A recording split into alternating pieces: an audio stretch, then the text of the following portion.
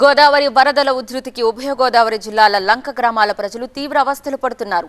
10 రోజుల నుంచి లంకల్లో పొలాలు అన్నీ కూడా నీట మునిగాయి. ఈ రోజు లంకలో పాఠశాలలకు సెలవులు ప్రకటించారు. మరింత సమాచారం మా స్పెషల్ కరెస్పాండెంట్ రవి అందిస్తారు.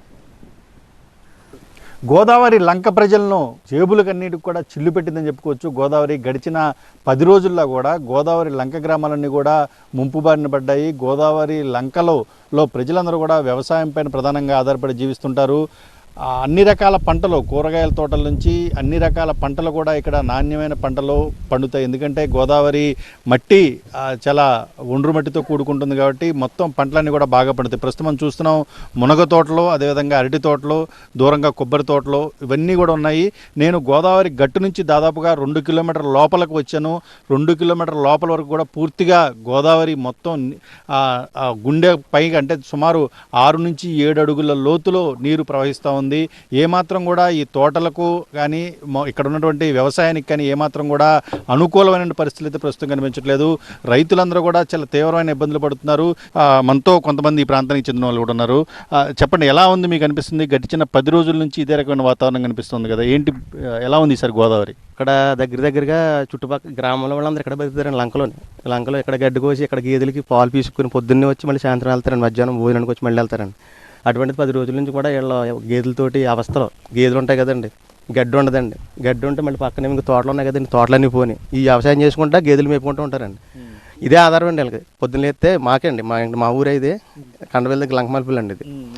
అయితే ఇక్కడ దగ్గరగా చాలా కుటుంబాల మటుకు ఇక్కడ ఆధారపడి ఉంటారు. పనులకు పొద్దున్నే వచ్చి మళ్ళీ సాయంత్రం పనులు చేసుకుని మధ్యాహ్నం వెళ్ళిపోయే వాళ్ళు ఉంటారు.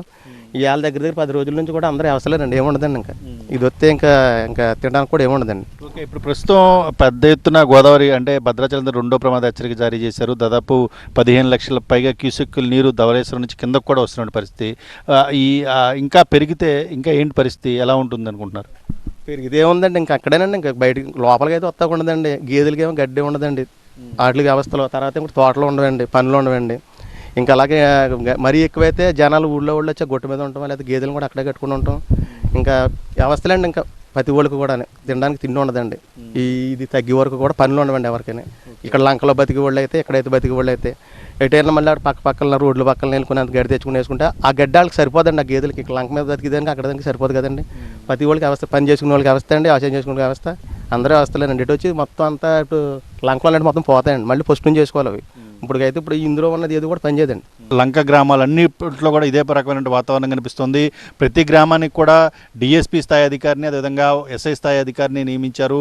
ఎవరు కూడా పడవ ప్రయాణాలు చేయొద్దని చెప్తున్నారు, అంటే రాకపోకలు కొనసాగించొద్దని చెప్తున్నారు. అయితే గ్రామాల్లో ఉన్నటువంటి వృద్ధులు కావచ్చు, లేదా గర్భిణులు కావచ్చు, వీరందరినీ కూడా బయటికి తీసుకొచ్చే ప్రయత్నం అయితే చేస్తున్నారు. చాలా చోట్ల గ్రామాల్లో పునరావాస కేంద్రాలను ఏర్పాటు చేస్తున్నారు. అయితే ప్రమాదకర స్థితిలో చాలామంది పిల్లలు, విద్యార్థులు కూడా ఇంకా ఈ గోదావరి దాటుకొని స్కూళ్ళకు వస్తున్న పరిస్థితులు అయితే కనిపిస్తూనే ఉన్నాయి. వీరికి సంబంధించిన పునరావాస కేంద్రాలను ఏర్పాటు చేసి వారికి రక్షణ చర్యలు అయితే వారికి సహాయం అందించేటువంటి చర్యలు అయితే కొనసాగుతున్న పరిస్థితి కనిపిస్తోంది. కెమెరా దుర్గాతో రవి, TV9 సిద్ధాంతం నుంచి.